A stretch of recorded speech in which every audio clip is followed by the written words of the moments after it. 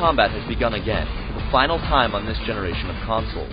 With that in mind, Midway has included every single combatant in the history of the franchise, delivering a game packed with more content than almost any other fighting game in existence.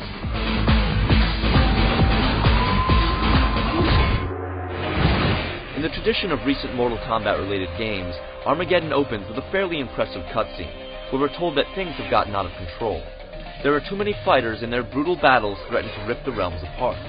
As a result, the Elder Gods have created one last tournament to put an end to it all. Or something like that.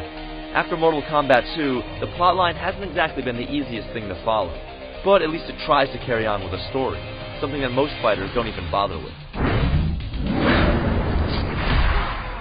Besides the central fighting game, Armageddon has a load of extra features.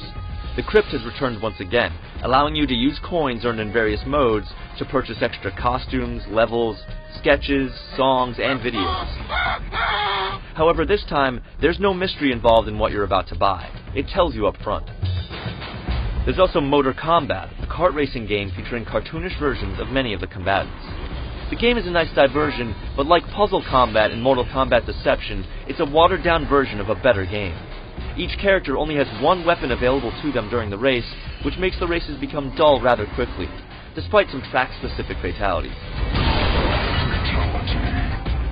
The meatiest extra feature is Conquest Mode, which has returned yet again. However, it's a little different this time from previous MKs in that it doesn't train you for the fighting game proper.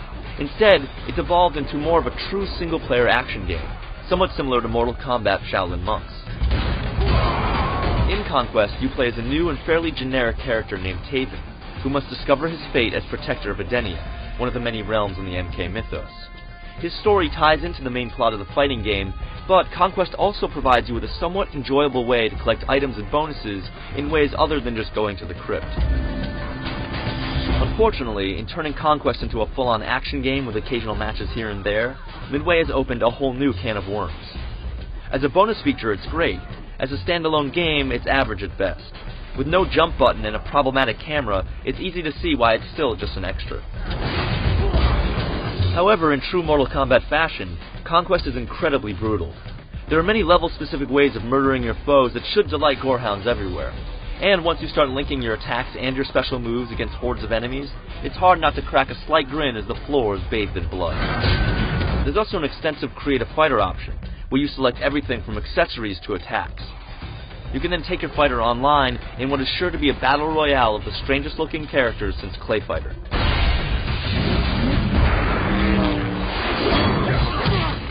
Extra features aside, Mortal Kombat is primarily a fighting game, and ultimately, if you've played Deadly Alliance or Deception, you already know whether or not you'll take to Armageddon. That's not to say that changes haven't been made to the fighting mechanics though.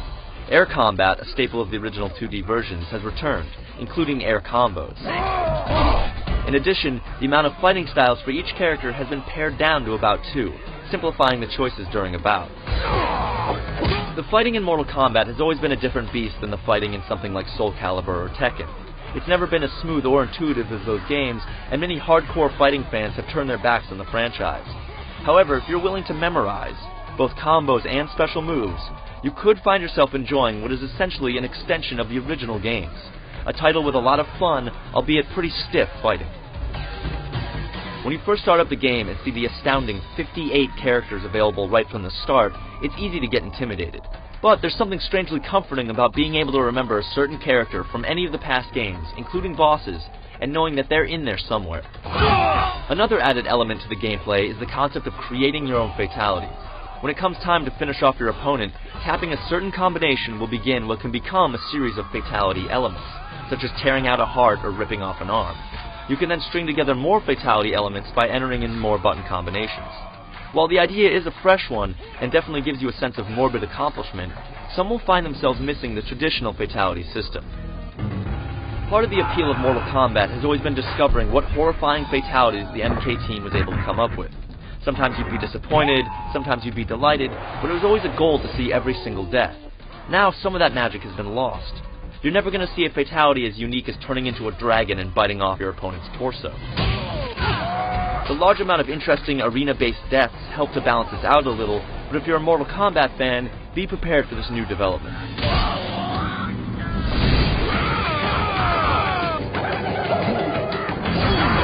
Whether it's out of nostalgia for the originals, or the simple fact that Hellspawn ninjas who throw spears are just really cool, this series will always hold a special place in the hearts of gamers. Luckily, Mortal Kombat Armageddon delivers the culmination of all things MK. The roster is huge, the modes are many, the fighting has been nicely tweaked, and overall, it's a fitting way to turn the page on another generation of this classic franchise.